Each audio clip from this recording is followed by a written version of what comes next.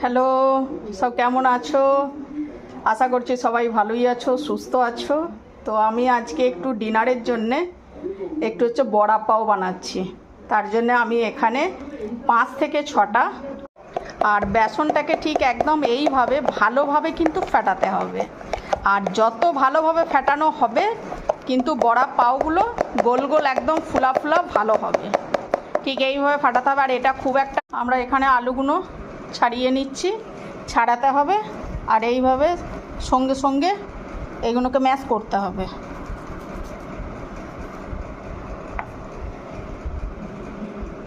এখানে আমার আলুর মশলাটা কষা হয়ে গেছে। এটা এখনও আরেকটু কষতে হবে। আর একবার গ্যাসটা জ্বালাও, আরেকটু কষতে হবে। আর একটু কষা হলে তারপরে এটা আলুর সাথে মুংফলির ওই চাটনিটাও আমার হয়ে গেছে। এটা ঠিক এরকম শুকনো শুকনো ঝরা ঝরা হবে। একটু পিসার পরে একটু হাওয়াতে রেখে দেবে, তাহলে একদম পুরো ঝরঝরে হয়ে যাবে। এখানে আমার আলুটাও মশলাটা দিয়ে পুরো মাখা হয়ে গেছে।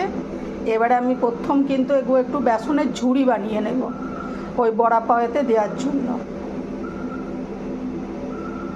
এটা দেখো, আমি ছান্তার মধ্যে বেসনটা দিয়ে ঝুড়িগুলো বানিয়ে নিয়েছি। আর এই ঝুড়িগুলোকে খুব ভালোভাবে ভাজতে হবে, একটু লাল লাল করে দিয়ে এগুলো হালকা করে গুঁড়িয়ে নিতে হবে। এগুলো কিন্তু গোল গোল শেপ হবে, এগুলো চ্যাপটা চ্যাপটা হবে না, তাই আমি একবার দিয়ে দিলাম।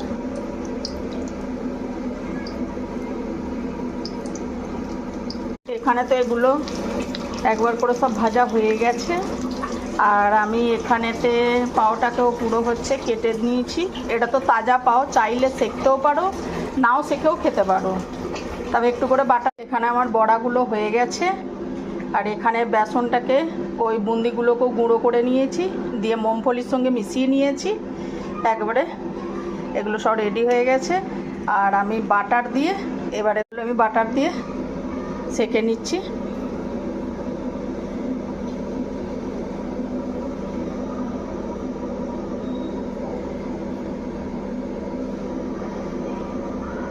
আমার কাছে হারা চাটনি নেই বলে আমি প্রথমে একটু করে সস মাখিয়ে দিয়েছি।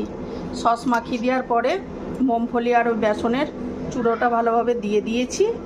দিয়ে এর ভেতরে আমি আমার বড়া পাওটা রেডি হয়ে গেছে ডিনারের জন্যে।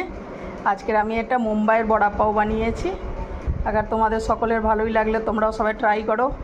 আর আজকের ভিডিওটা লাইক, শেয়ার, সাবস্ক্রাইব